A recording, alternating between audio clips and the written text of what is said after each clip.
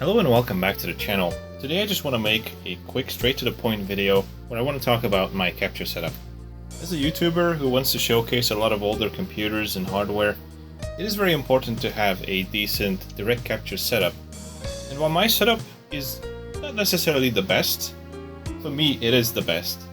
I like it because it is the cheapest and it's convenient and it also looks pretty good. So a couple of years ago this capture card came out and I've actually made a review on it. The MS2130, which is a 1080p 60 or 4K 30 capture card, USB 3, and it costs about $5 on AliExpress. I'm not sure of the current price, but it was around $5, maybe up to $10. This capture card is by far the best thing to ever come out of AliExpress. It has simplified my workload so much. Using it with OBS is a breeze because you can just pretty much set it up to whatever resolution you want to use, like 1080p 60, and then just leave it there, because this capture card kind of works like a monitor, where it can take in any resolution and it will just upscale it to your desired resolution, as opposed to other capture cards where you have to sync up the capture resolution with the input resolution of the whatever device you're using to connect to it.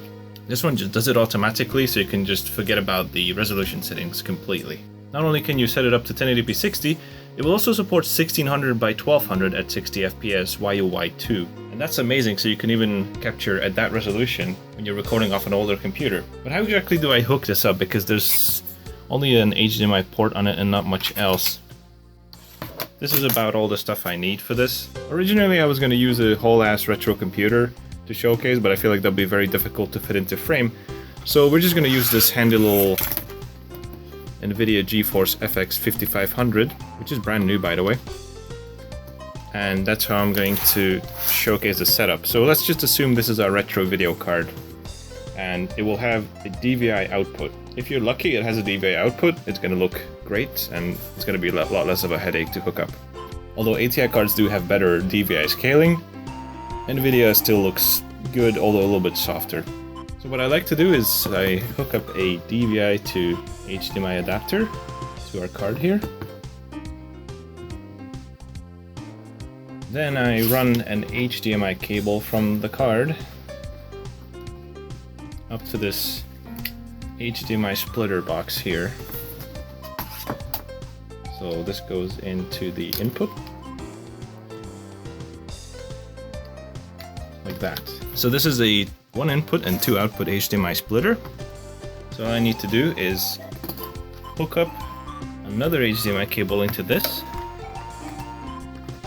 and this will plug into our capture card here.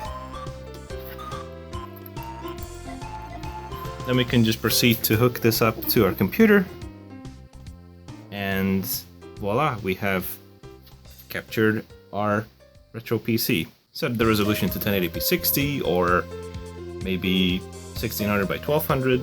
Also the color range has to be set to full because we're taking a DVI signal that's always full range, not limited range, and then that's how we need to capture it. Audio will not pass through most likely, so you'll still have to use a separate setup for that.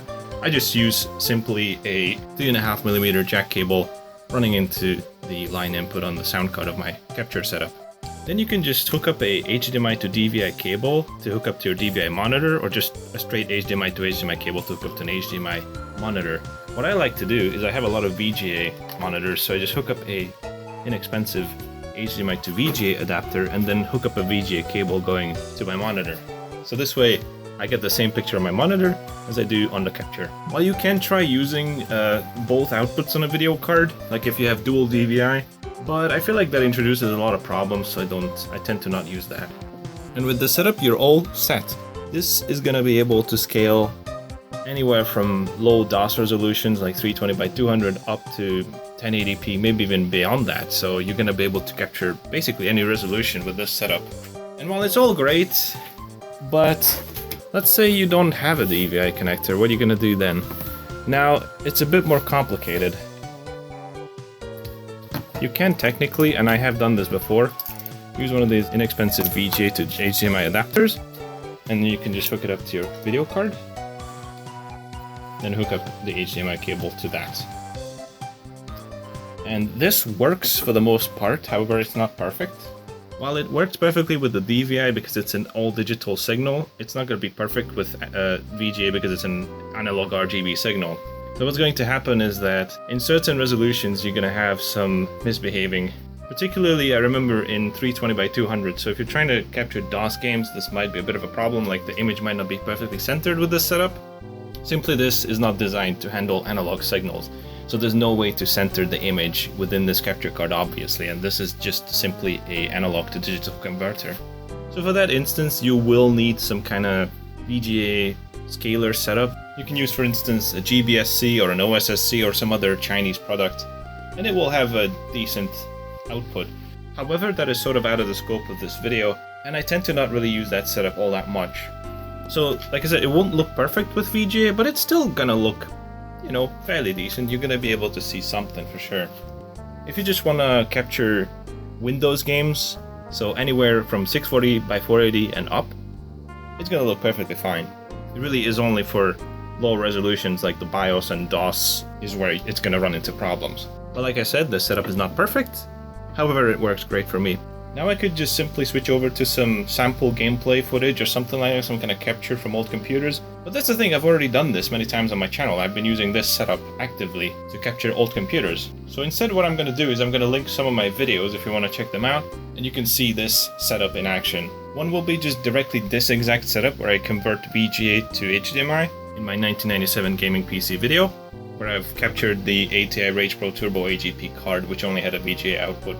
With this exact setup, you will there see that some games, like for instance GTA 1, are not going to be perfectly centered due to the 320x200 resolution. Another video will be my Ultimate Windows XP gaming PC, when I showcase my Dell Optiplex 470 machine. In this case it was directly hooked up with a DVI to HDMI adapter to the HD 4830 video card. But last but not least, I will also link another video where I've put the Voodoo 1 card into the 1997 gaming PC. Here I've used a mixture of both the OSSC and the GBSC, switching kind of back and forth between them so you can tell what that looks like. I already had these setups, like the OSSC I've just used for retro consoles as well as the GBSC, so it's not like I had to, you know, purchase that extra because I do both retro consoles and retro PCs. But it's just something to keep in mind. I also want to mention a couple things that are not perfect about this setup. For instance, sometimes I get a weird blanking issue where the capture card is maybe trying to sync up with the resolution or something. I'm not sure what exactly happens, but it tends to just blank out the image for a couple seconds, or like 1 second or something like that, and then it comes right back on. This happened occasionally. You can even see it in the Windows XP PC video. Haven't been able to pinpoint why exactly this happens. It could be my HDMI splitter, I'm not sure. I just thought I would mention it. Another thing you need to be careful is that a lot of these HDMI splitters have a 5V input, so they will require power.